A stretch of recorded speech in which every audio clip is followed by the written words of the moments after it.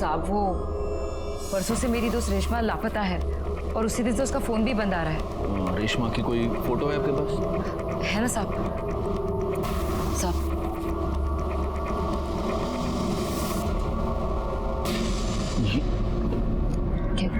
गायकवाड़, तुम्हारे पास जो फोटो दिखाओ इनको। साहब क्या क्या हुआ? देखिए ये फोटो।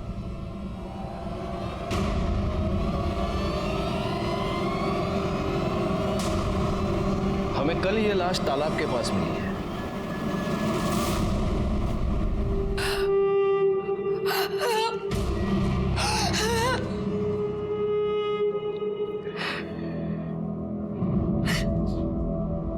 क्या तुम ये जानती थी कि रेशमा एक लड़की नहीं लड़का है?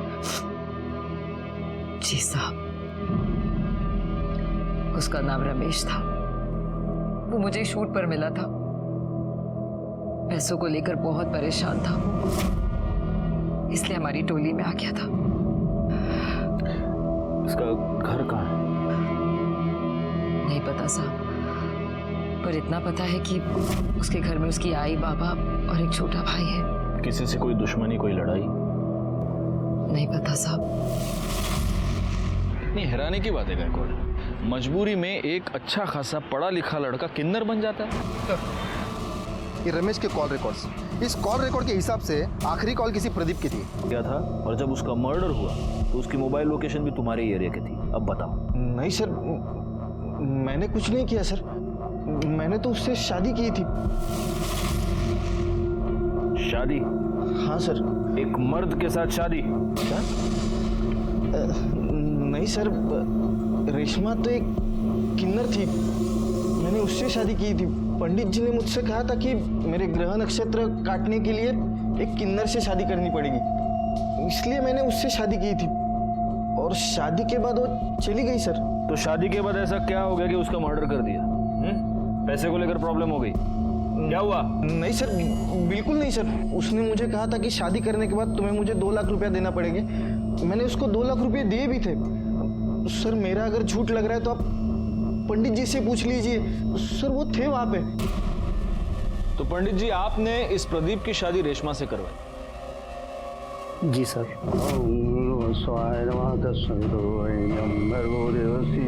और शादी की विधि संपन्न होते ही मैं भी वहां से चला गया और रेशमा भी मेरे पीछे पीछे चली गई थी।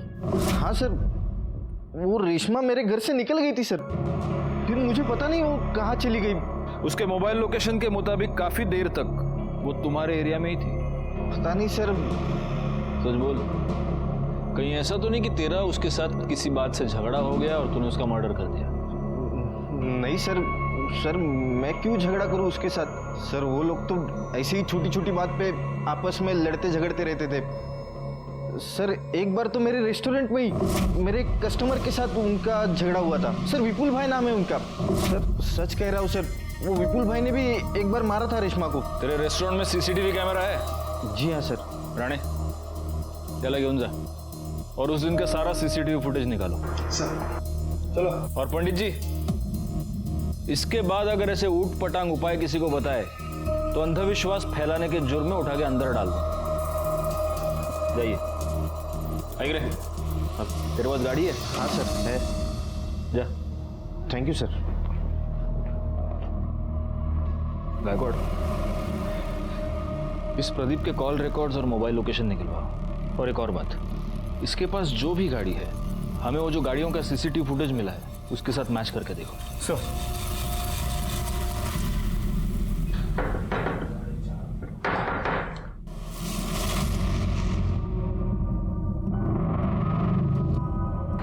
तुम यहाँ क्या कर रही हो? सब अपने बच्चे को रख लो, मैं नहीं रख पाऊंगी। अरे काहे की बच्ची? मरवाओगी क्या? सब चल निकल। सब मेरी बात तो सुनो। आनंद, आनंद, कौन था? कोई नहीं, तुम जाके चाय बनाओ। हाँ लेकर आती।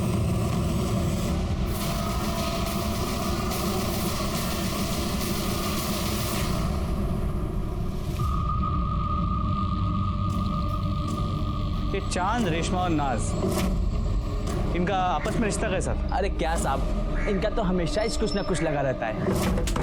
चाचा देना रे।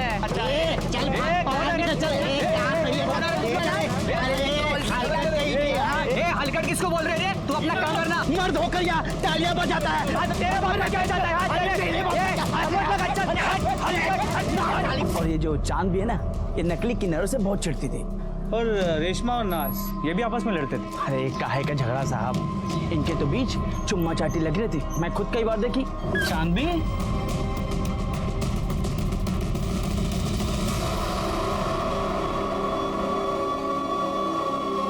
वो क्या है ना सब, अब कोई आदमी तो मिलने से रहा तो जो मिलता उसी के साथ चिपक लेते। शुक्रिया। तो तुझे नकली किन्नरों से बड़ी प्रॉब्लम है हा? क्यों नहीं होना चाहिए क्या साहब? एक तो भगवान ने हम पर अन्याय किया, वो क्या कम है कि ये मर्द लोग हमारी तरह तालियां बजाकर पैसे कमाते हैं, हमारे पेट पर लात मारते हैं। गुस्सा तो आएगा ना साहब? गुस्सा तो आएगा, सही। अब ये रमेश भी एक नकली किन्नर था, तो जाहिर है तुम्हें रमेश पर भी बहुत गुस्सा आता होगा। नहीं, ये कुछ बोली नहीं मुझे, लेकिन मैं इससे बोली कि उसका कहीं टाका भिड़ा है लड़की के साथ, लेकिन ये मानने कुछ तैयार नहीं थी। हाँ। कौन लड़की? वो सब क्या बोलूं आपको मैं?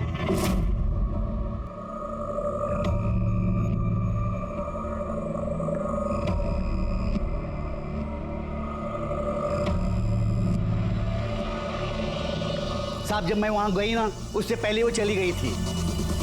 वो अगर मिलती ना तो वहीं के वहीं उसका सच झूठ खुलवा देती। हाँ। तो नाज तुम्हें यह पता चल गया था कि रमेश का किसी के साथ चक्कर चल रहा था, किसी लड़की के साथ, तो गुस्सा तो तुम्हें भी आया होगा, क्योंकि तुम्हारा और रमेश का अफेयर चल रहा था। नहीं नहीं साहब, झूठ मत बोलो, मेरे पास गवाह है। जी साहब, मेरे को बुरा लगा था। और इसी वजह से जब रमेश और प्रदीप की शादी हुई तब तुम प्रदीप के घर के बाहर रमेश का इंतजार कर रही थी। रमेश जब बाहर आया तब तुमने उसका मर्डर कर दिया। नहीं नहीं साहब, मैंने उसे नहीं मारा। मैं उसे कैसे मार सकती हूँ? मैं भले ही किन्नर हूँ, लेकिन मैं उससे सच्चा प्यार करती थी। प्यार के साथ यही तो परेशानी है नाज, हमें पता ही नहीं चलता कि प्यार कब जुनून बन गया। बैकवर्ड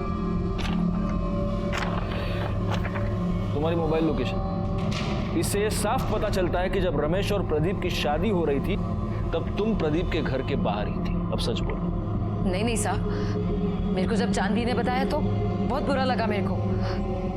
मेरे पास कोई सबूत नहीं था, इसलिए मैं रमेश को कुछ बोलना नहीं चाहती थी। इसलिए मैंने अपने मोहल्ले के एक बच्चे को उसका पीछा करने को कहा और वो उसकी फोटो खींचकर मुझे भेजे। इसी वजह से मैंने अपना मोबाइल दिया था। कौन बच्चा? गुड्डू। गुड्डू। उस दिन तुम रेशमा का पीछा करते हुए प्रदीप के घर तक गए थे, फिर तुमने वहां क्या देखा? तुमने रेशमा को उस घर से बाहर निकलते हुए देखा? मैंने देखा नहीं, मैंने थोड़ी देर इंतजार किया, फिर मैं खेलने चले गया। खेलने चले गए? चलो जाओ, अब भी जाके खेलो, जाओ, ले जाइए इसे।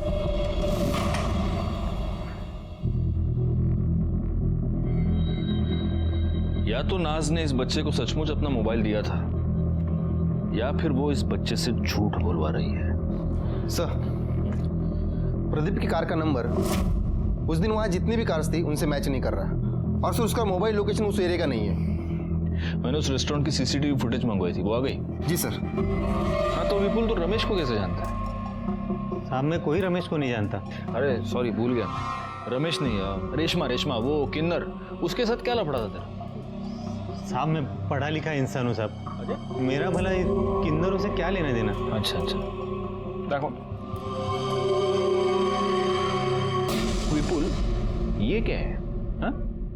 इस रेस्टोरेंट में उसको मारने के लिए तो उसके पीछे दौड़ रहा है, ये क्या है?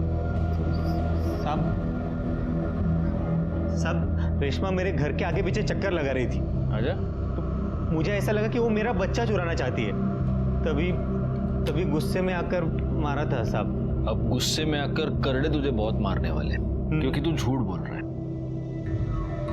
ये तेरी बीवी कोयल के और रमेश के कॉल रिकॉर्ड्स, इससे साफ पता चलता है कि इन दोनों के बीच में काफी बातचीत होती थी। उनके मोबाइल लोकेशन से एक इंटरेस्टिंग बात पता चलती है कि ये दोनों आपस में कई बार मिल भी चुके थे, और उससे भी ज्यादा इंटरेस्टिंग बात यह है कि जब ये दोनों मिलते थे तब तू भी उनके आसपास ही होता था। तेरी मोबाइल लोकेशन भी यही बता रही है। अब सच बोल, मैं तो बहुत मार खाएगा तू। नहीं, सब बता दो साहब। मैंने कोयल को रेशमा के साथ देखा था तो मुझे शक हो गया। अब मुझे लगा कि ये जरूर कुछ अलग चक्कर है।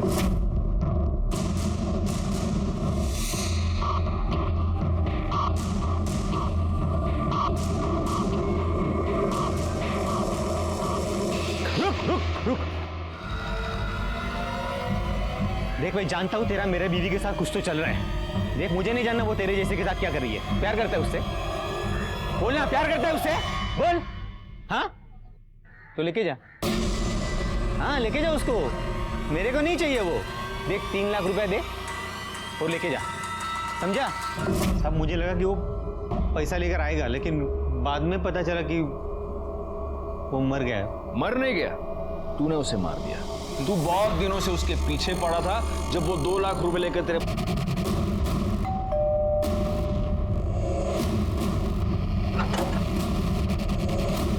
कहिए। हम रमेश के बारे में आपसे बात करना चाहते हैं। बाबा, ये रमेश भैया के बारे में कुछ बात करना चाहते हैं। हम किसी रमेश को नहीं जानते। देखिए, आपके बेटे रमेश का मर्डर हो चुका है।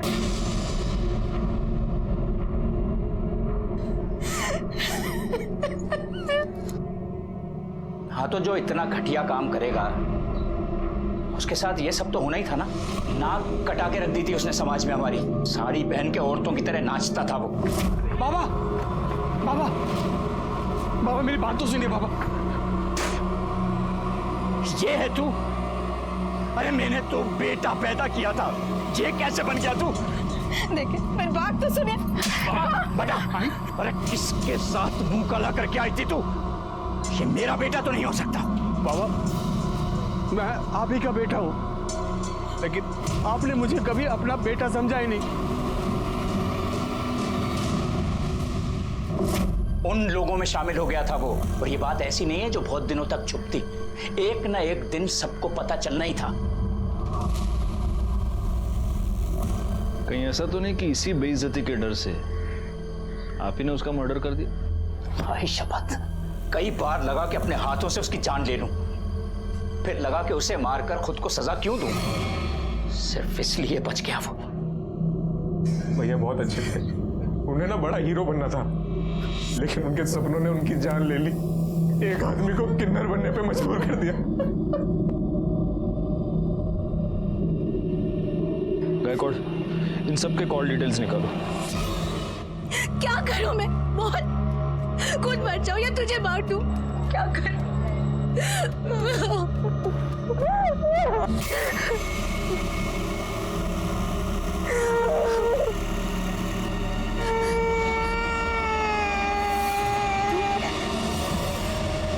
आशा, ए आशा, अरे बाहर पोलियो का टीका देने आए, रानी को लेके आना।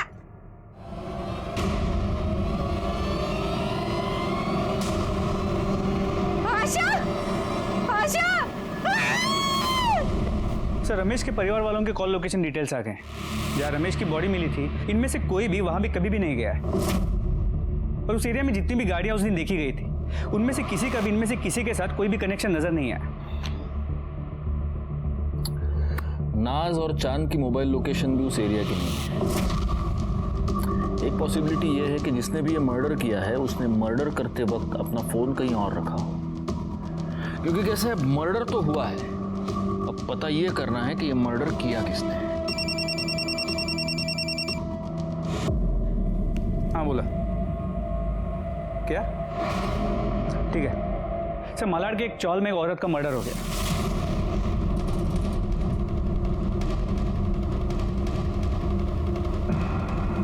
हटिए। चला चला आगे, चला आगे, जा चलो भैया, आगे चले।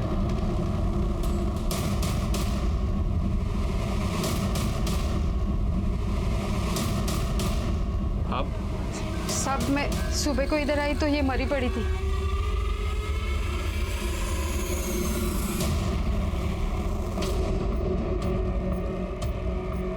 गला काट कर मारा गया है।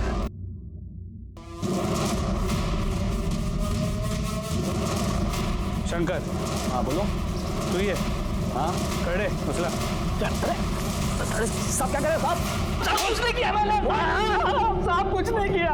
अरे साहब करड़े थांबा थांबा। इसका रिकॉर्ड 3 साल से दिल्ली जेल में बंद था चोरी के लिए, अभी अभी रिहा हुआ है। साहब जेल का खाना बहुत पसंद है तेरे को, इसलिए वापस वहां की बुकिंग करवा रहा है तू? हाँ साहब मैंने उसको नहीं मारा साहब। आपको तो पता है ना मैं 3 साल साहब जेल में था। फिर ये बच्चा कहाँ से आ गया साहब? गुस्सा तो आएगा ही ना साहब, ऊपर से वो छोड़ के भी चली गई साहब। फिर मैं मंदिर गया, एक दिन देखा तो वो वहाँ पे वो झाड़ू पोछा कर रही थी। किसका बाप लेके घूम रही है? तू बता, तू कहाँ था 3 साल तक? मेरा छोड़, मैं जहन्नुम में था। तू ये बता ये पहले बच्चा कहाँ से आया? तू मुझे छोड़कर चला गया। मेरे पास खाने के लिए पैसे नहीं थे, पैसे के लिए मैंने बच्चा पैदा किया। इसके माँ बाप कोई और है, मैंने सिर्फ पैदा किया इसे। साली झूठ बोलती है। इसके बाप के साथ सोई रहेगी तभी तो ये पैदा हुई ना। वो डॉक्टर किरण करके दी मेरे को ये बच्चा। मैं गधा दिखता हूँ तेरे को? जो कुछ भी बोलेगी मैं सुन लेगा। अब तो ना तू बचेगी ना तेरी ये बेटी। ले इधर। छोड़ छोड़। रुक साले, भागती कहाँ है? रुक। फिर पता नहीं साहब वो कहाँ भाग गई। मैंने उसका बहुत पीछा किया, मैं उसके वो नए चाली में भी गया, लेकिन वहां पे साहब उसने बोला कि मैं चोर है। और इसलिए रात को उसके घर में घुसकर तूने उसका मर्डर कर दिया और बच्ची को भगा कर ले गया। बता बच्ची किधर है, बोल। सब सच सच सच में मुझे मालूम नहीं है साहब। मालूम नहीं? रेकॉर्ड डॉक्टर किरण को बोलो आणि करडे खरं बोलत नाही तोपर्यंत फोडून टाकायला। साहब साहब साहब साहब मैं साहब साहब कुछ नहीं किया। डॉक्टर ये बच्चे का क्या चक्कर है? सर, आशा ने आनंद और उसकी पत्नी पूनम के लिए सरोगेसी करवाई थी। आशा को हुई लड़की और आनंद को चाहिए था लड़का, तो आनंद ने उस लड़की को अपनाने के लिए इनकार कर दिया। हमने भी उसके ऊपर काफ़ी प्रेशर बनाया, क्योंकि लड़का हो या लड़की, सरोगेसी करवाई थी तो अपनाना तो था ही। लेकिन कुछ दिन बाद आशा ने कहा कि अगर वो लड़की को अपनाने के लिए तैयार नहीं है तो वो खुद उस बच्ची को पालेगी, क्योंकि उसका पति उसे छोड़कर कहीं चला गया है। और उस बच्ची में आशा ने अपना सहारा ढूंढ लिया। वैसे हमें ये शक है कि उसके पति शंकर ने ही उसकी जान ली है, लेकिन आपको कुछ और सस्पिशियस नजर आया इस केस में? अब कुछ दिनों से वो आनंद के पीछे पड़ी थी कि वो अपनी बच्ची को अपना ले। मेरे पास भी आई थी कि मैं आनंद के ऊपर प्रेशर बनाऊं। काफ़ी डरी हुई लग रही थी और बार बार एक ही बात कह रही थी कि मुझ पर जान का खतरा है। ये आनंद कहाँ रहता है?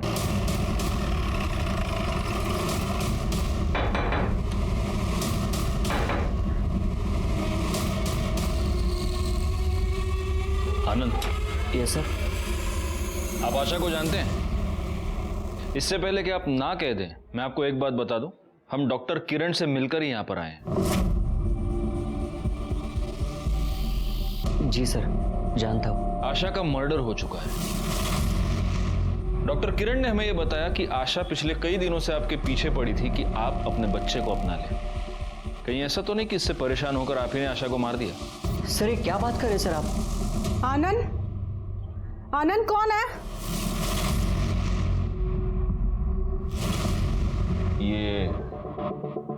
ये बच्चा किसका है? सर ये वही आशा की बच्ची है। क्या? हाँ सर, इन्होंने तो कई बार मना कर दिया था बेटी के लिए, उसके बाद तो हम बच्चा नहीं कर पाए। मैं कई बार गई थी आशा के पास इस बच्ची को देखने के लिए। भले ही सर मैंने इसको जन्म ना दिया हो, लेकिन ये है तो मेरी बेटी सर। लेकिन ये बच्ची आपके पास आई कहाँ से? वो सर कल रात को मैं आशा के घर गई थी।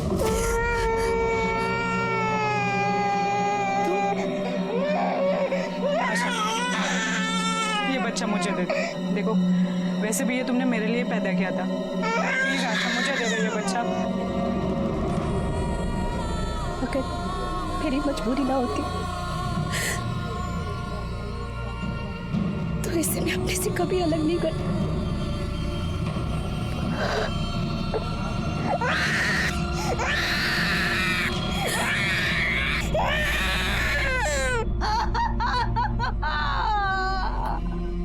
इसका मतलब हो सकता है कि आपके वहां से जाने के बाद वहां पर कोई और आया। हो सकता है सर कोई आया होगा।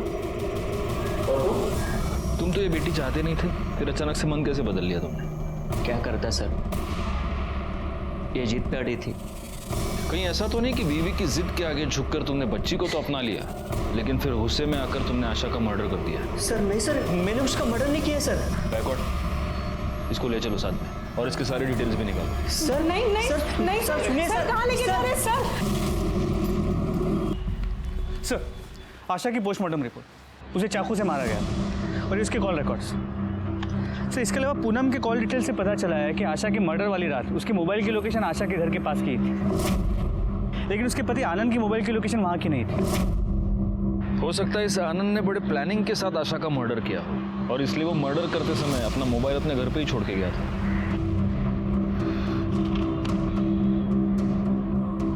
एक मिनट गायकवाड़, ये देखो 12 फरवरी को आशा की मोबाइल लोकेशन उस तालाब के पास थी।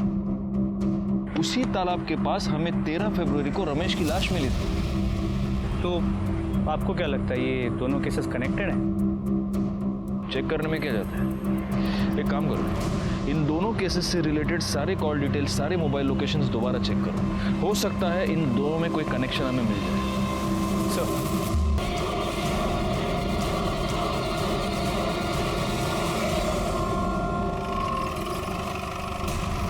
सर, बॉडी को सूटकेस में डाल के डंप किया गया है। सर, देखने से तो आदमी लगता है, लेकिन इसने साड़ी पहन रखी है। हो सकता है ये कोई आदमी हो या फिर कोई किन्नर। सवाल ये है कि इसे इस तरह से मारकर यहाँ पर डंप किसने किया है, और अगर ये आदमी है तो इसने ऐसा हुलिया क्यों बनाकर रखा है? आदमी वक्त के हाथों मजबूर होकर अपने आप को बदलता है, लेकिन कभी कभी वो इतना बदल जाता है कि उसकी पहचान उससे छिन जाती है। नमस्कार, मैं senior inspector Rajesh Yadav, crime petrol Dastak के आज के इस भाग में आप सबका स्वागत करता हूं। आज मैं आपको उस केस के बारे में बताने जा रहा हूं जो पिछले साल मेरे पास आया था जब मैं मुंबई के चारकोप पुलिस स्टेशन में पोस्टेड था। इस केस में भी इस माया नगरी ने एक आदमी को इतना परेशान कर दिया कि सबसे पहले उसकी किस्मत, फिर उसके अपने और उसकी जान तक उससे छीन ली। क्या करते हो दादा, इतना काम किया आपके साथ, एक बार डायरेक्टर सर से मिलने दो ना, काम की बहुत जरूरत है। रमेश तुझे समझता नहीं है, अरे ऐसे नहीं मिल सकते। 2 मिनट बस, 2 मिनट। अरे दादा उसका ड्रेस लेके जाओ ना। चलो यहाँ से, चलो। ये हाथ कैसे लगाया? हाँ? जब काम था ये आगे पीछे भागता था, अब धक्का मारता है। रमेश गुंडागर्दी मत कर, जा यहाँ से। हाँ जा रहा, आज काम नहीं है ना, अपना टाइम भी आएगा, देखना, सबको देखेगा मैं। बाप रे बाप, इतना गुस्सा। और नहीं तो क्या, ये अपनी इंडस्ट्री है, इनके साथ इतना काम किया मैंने, आज काम नहीं तो रंग दिखा रहे साले। चाय पिएगा? ये ले। नाम क्या है तेरा? रमेश। तेरा? नाज। देख, ज्यादा टेंशन नहीं लेने का, इस इंडस्ट्री में कभी काम है तो कभी नहीं है। एक्टिंग मेरा पैशन है, सब कुछ छूट गया इसके चक्कर में। अपना नंबर दे, कहीं भी कुछ होएगा तो मैं तेरे को बताऊं, पक्का। ये कौन? पूनम है। एकदम हीरो लग रहे हो। हाँ, तुझे तो मैं हमेशा हीरो लगता हूँ। अरे देख, फोन है। हाँ नाज, बोल। अच्छा सुन, तेरे को ना एक एड्रेस भेज रही हूँ, कल 3 बजे ऑडिशन पे पहुंच जाना और अच्छे से करना। हाँ थैंक्स नाज। हाँ सुन ना नाज, मैं बाद में फोन करता हूँ। हाँ चल बाय, ऑल द बेस्ट। ठीक है, ओके थैंक्स। खुशी तो देखो, नाज का फोन आते ही मुझे शैतान, क्या बोला तुम? हम लोग बाजार से इतने सारे कपड़े लाएंगे रानी के लिए, है ना? अरे बाप, भूख लगी, भूख। अच्छा। नहीं।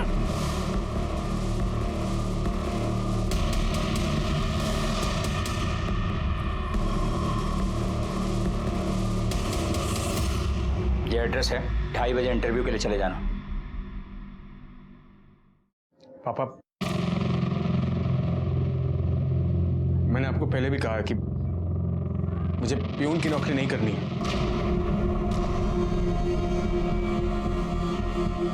प्यून की नौकरी नहीं करनी है तो क्या करना है? मैं एक्टर बनना चाहता हूँ। एक्टिंग करेगा? मिल रही है तुझे एक्टिंग? अरे समझाओ अपने लाडले को, सपनों के घोड़े दौड़ाना बंद करे, जो मिल रहा है वो चुपचाप करे। बाप हूं मैं इसका, बैल नहीं हूं, कमा कमा के खिलाता रहूंगा।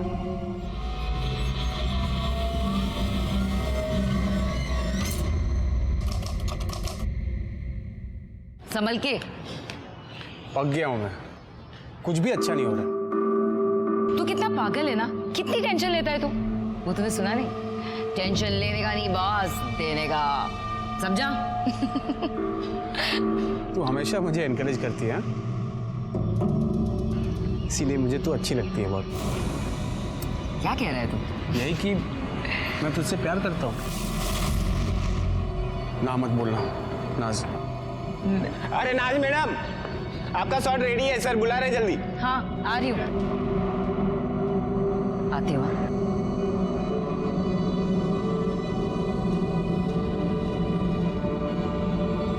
सुन, तूने आज तक इस सीरियल की शूटिंग सिर्फ बाहर से देखी है ना, आज अंदर से दिखाती हूँ। आजा। समझ में आ गया? हाँ। रेडी करें? हाँ जी। Okay, roll, action. हाय हाय, बड़ा चांद सा बेटा है हुआ है तुम्हें, मैं पूरा नेग लूंगा।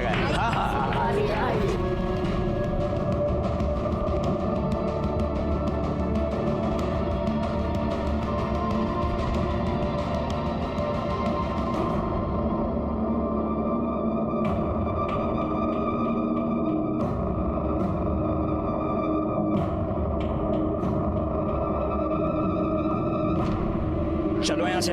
बाबा, बाबा, पापा दे दे। सब कुछ छूट गया मुझसे, लेकिन इन रिश्तों को कैसे छोड़ूं? सपने हमें उड़ने की हिम्मत देते हैं, लेकिन कई बार हमारे सपने हमें मुंह के बल जमीन पर पटक भी देते हैं। रमेश के साथ ऐसा ही हुआ। रमेश एक्टिंग करना चाहता था, हीरो बनना चाहता था, लेकिन काम की कमी की वजह से वो एक किन्नर बन के रह गया। और ये बस शुरुआत थी उसके डरावने अंत की। क्या देख रहा है मेरा बच्चा? पापा का वेट कर रहा है? हाँ, अभी आएंगे पापा। मेरा बच्चा अभी आ नहीं करेगा। चलो मम्मा अभी आपके लिए दूध लेके आएगी।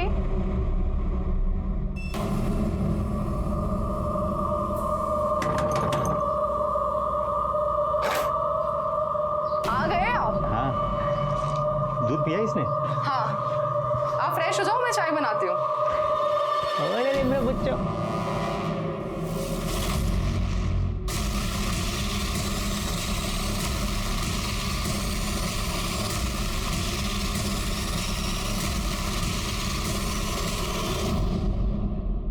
अरे चांदी चाय मंगाओ ना। हाँ मंगाती हूँ।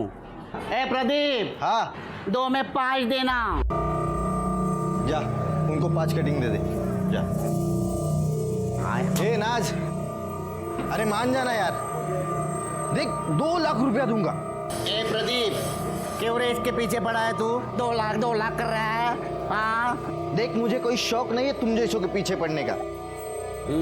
वो तो पंडित जी ने कहा है मेरे ग्रह नक्षत्र ठीक नहीं है, वो काटने के लिए मुझे किसी किन्नर के साथ शादी करनी पड़ेगी। अच्छा?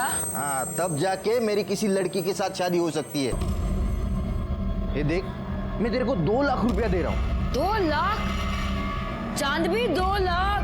भैया 2 लाख दे रहा है, 2 देगा 2। अरे मेरे आगे लाइन पड़ी है, लाइन। वैसे भी इससे कौन शादी करेगा? अरे ए, तू कर लेना मुझसे शादी। देख 2 लाख रुपया दे दूंगा और शादी के बाद तुरंत तलाक। बोल, है तैयार? एक तू जाना यहाँ से। ए चांदवी, बोलना इसको। अरे ओ प्रदीप भाई। हाँ तू साली, तुझे तो आज छोड़ूंगा नहीं। ए भाई, अरे दौड़ा के मारेगा क्या? हाय दैया।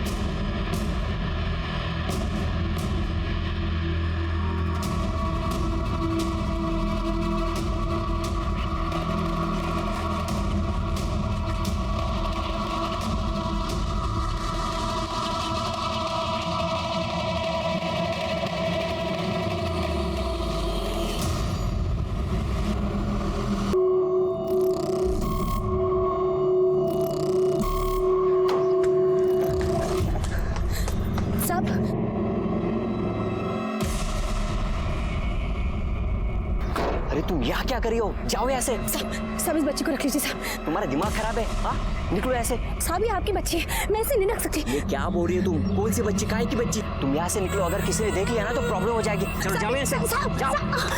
अगर दोबारा आएगा ना तो देख लेना। साहब मेरी बात तो सुनिए। साहब मेरी बात तो सुनिए।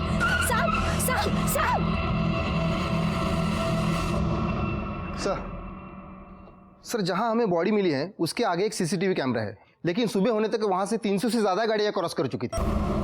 मैं जानता हूँ ये काम थोड़ा टीडियस है राणे, लेकिन फिर भी उस सीसीटीवी फुटेज को बार बार चेक करो और उसमें से हर गाड़ी के बारे में पता करो। सर मैंने सूटकेस के बारे में पता करने की कोशिश की पर पता नहीं चला क्योंकि वो पुराना सूटकेस था। कोई मिसिंग कंप्लेंट? नहीं सर, अभी तक तो नहीं। हमने उसकी फोटो सर्कुलेट की है और हम सारे पुलिस स्टेशन में पता कर रहे हैं। सर बॉडी की पोस्टमार्टम रिपोर्ट से पता चलता है कि वो बॉडी एक लड़के की है। मौत का समय कल दोपहर 4 और 6 के बीच किसी तेज धार वाली ऑब्जेक्ट से उस पर वार किया गया था, 2 स्टैब वुंड्स, लेकिन उसे मारने से पहले उसे बुरी तरह मारा पीटा गया। हमारे सारे खबरियों को काम पर लगा दो, आखिर पता तो चले कि एक लड़का लड़की बनकर क्यों घूम रहा था।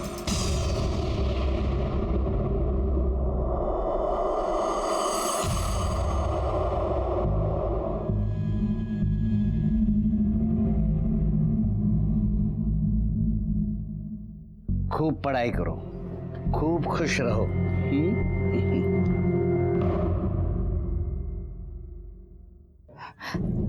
चांदवी, देखना रेशमा का फोन नहीं लग रहा और कल रात से आई भी नहीं है वो। अरे छोड़ना, वो भाग गई होगी। वैसे भी वो मुझे सही नहीं लग रही थी। और हाँ, तुझे बताती हूँ मैं, वो तो मुझे जन्म से किन्नर भी नहीं लगती थी। वैसे वो मिली कहाँ थी तुझे?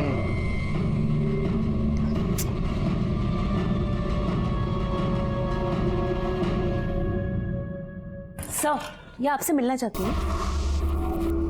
बैठिए। तो उसने मुझसे कार मांगी थी ना, उसकी गाड़ी खराब थी। किसने? सर मैं पहले भी बता चुका हूँ कि रेशमा शादी के बाद वहां से निकल गई थी। फिर वो कहाँ गई मुझे नहीं पता सर। तुझे नहीं पता? चल अभी हम तेरे को 2 पिक्चर दिखाएंगे। देखो देख, ये वहां का सीसीटीवी फुटेज है जहां पर हमें रमेश की लाश मिली थी। ये रास्ता सीधा उस तालाब के पास जाता है और ये उस रास्ते पर है गाड़ी। ये तेरी गाड़ी नहीं है, ये मनोहर काळे की गाड़ी है जो तूने उससे मांगी थी। अब दूसरी पिक्चर दिखाओ।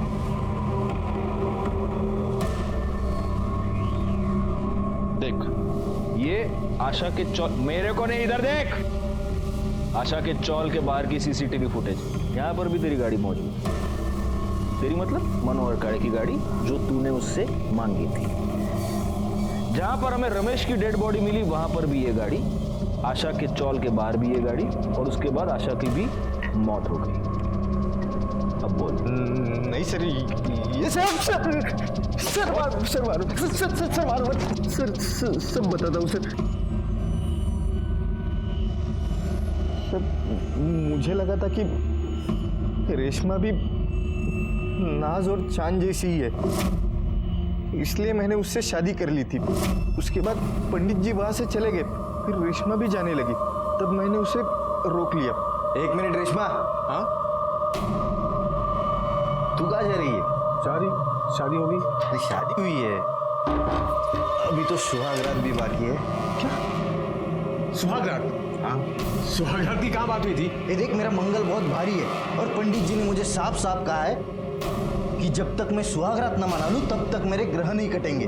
और मैं आज तेरे साथ सुहागरात मनाऊंगा ना, तब जाके मेरी कल ज्योति से शादी हो सकती है। ज्योति से तेरी शादी हो ना, लेकिन मैं ये सब नहीं कर सकती। पागल है क्या? 2 लाख रुपए तेरे मुंह देखने के दिए क्या मैंने? छोड़। हाँ, छोड़। क्या कर रहे हो? ये देख, मेरी पूरी रस्म पूरी होनी चाहिए। साला तो आदमी है। हाँ तो फिर इसलिए तो बोल रहा नहीं हो सकता है सब। देख, तेरे कारण मेरी ज्योति के साथ शादी नहीं हो सकती है। क्या समझी तू? अरे सब खराब कर दिया तूने मेरा। पंडित जी ने मुझसे पहले ही कहा था कि अगर तुम्हारी किन्नर से शादी नहीं हुई तो दूसरे दिन तुम्हारी ज्योति से शादी नहीं हो सकती। जब मुझे पता चला कि वो किन्नर नहीं है तब मुझे बहुत गुस्सा आया और सर मैं ज्योति से बहुत प्यार करता था, इसके लिए सर मैंने उसको मार दिया सर। तूने आशा को क्यों मारा? उसने मुझे रेशमा की लाश फेंकते हुए देखा था।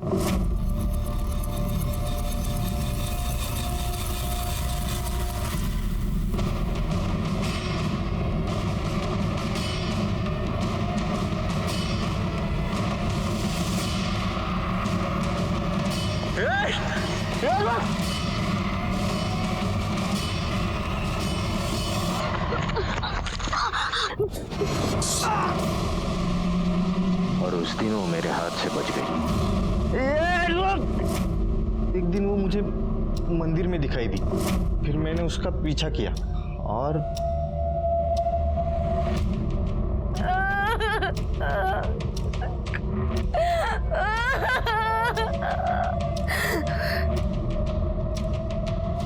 अपने अंधविश्वास की वजह से तूने 2 लोगों की जान ले ली। अब जिंदगी भर जेल में सड़ेगा तू। बैकवर्ड चार्जशीट फाइल करो और उठा के डाल दो इसको अंदर। प्रदीप को रमेश और आशा के मर्डर के जुर्म में सजा मिली, केस सॉल्व हो गया। लेकिन इस केस में सोचने वाली बात यह है कि अपने हालात से हार मानकर जब रमेश ने किन्नर बनने का फैसला किया, तब क्या उसे अपने इस डरावने अंत की दस्तक नहीं मिली थी? अपना लोग, अपनी दुनिया, अपने परिवार से मुंह मोड़कर वो एक ऐसी दुनिया का हिस्सा बन गया जिस दुनिया के बारे में वो कुछ भी नहीं जानता था। वो नाज से प्यार करने लगा था, इसमें कोई भी बुरी बात नहीं थी, लेकिन अपनी हकीकत से मुंह मोड़कर इतना बड़ा कदम उठाने से पहले उसे ये सोच लेना चाहिए था कि कुछ रास्तों पर चलकर वापस आना बहुत ही मुश्किल होता है। खैर, मैं सीनियर इंस्पेक्टर राजेश जाधव आपसे विदा लेता हूँ। दोबारा मिलूंगा, तब तक सतर्क रहिए और देखते रहिए क्राइम पेट्रोल दस्तक, क्योंकि मकसद बताना नहीं, बचाना है।